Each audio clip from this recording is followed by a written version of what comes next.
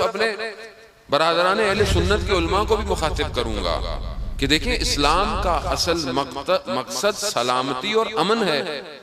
آپ اپنی جگہوں پر آج بیٹھ کر بعض علماء ہمارے بعض لوگوں کی ٹکڑے دکھا کر جو گفتگویں کر رہے ہیں، میں آپ سے گزارش کرتا ہوں کیا یہ تعلیمات رسول ہے؟ کیا یہ تعلیمات اسلام ہے؟ کیا رسول خدا تفرقہ پھیلانے کے لیے آئے تھے؟ کیا اسلام کی گفتگو آپس میں ٹکڑے کرنے کے لیے آئی ہے؟ تو کم از کم آپ امام کو نہیں قرآن کو تو مانتے ہیں نا. تو قرآن کیا کہہ رہا ہے؟ لا تفرقو، بھئی آپس میں ٹکڑے تفرقوں میں مت ہو، اللہ کی رسی کو مضبوطی سے تھامے رہو. اب چاہے آپ رسی کو کچھ بھی سمجھتے ہو، میں اس پہ ایسے نہیں کر رہا، مگر ٹکڑے تو نہیں ہو کرے نا آپ.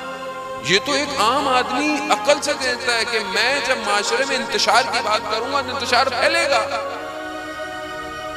اور یہاں پر جو صاحبان منصب ہیں، چاہے وہ حکمراں ہوں، چاہے وہ سوشل میڈیا، چاہے پیمرا، کچھ بھی ہو، انہیں خود دیکھنا چاہیے کہ یہ جو آج انٹرنیٹ پر ایک دوسرے کے مذہب کے لیے ہم کام کر رہے ہیں، جو کام کر رہا ہے ایکشن لیں.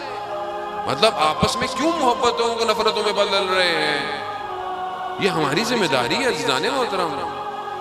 اول تو ہر آدمی کو کیمرے کے آگے آنا نہیں چاہیے، علماء کو بھی، میں بھی دستہ علماء سے گزارے چاہیے کہ بھائی اگر آپ کو نہیں پتا کہ how to talk in front of camera, کیمرے کو دیکھتے ہیں ہم لوگ بڑے ہو جاتے ہیں، مشہور ہو جائیں گے، یہ ہو جائیں گے، وہ جانے وہ تم ہر کسی کے بس کا کام نہیں ہے.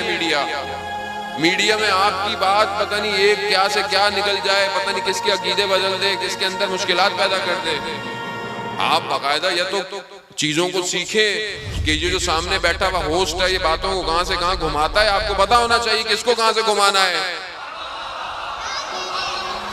آپ واضح سٹینڈ ہو کہ یہ جو آپ بات کر رہے ہیں آپ تفرقے کی بات کر رہے ہیں، کوئی اختلاف نہیں ہے ہمارے درمیان میں.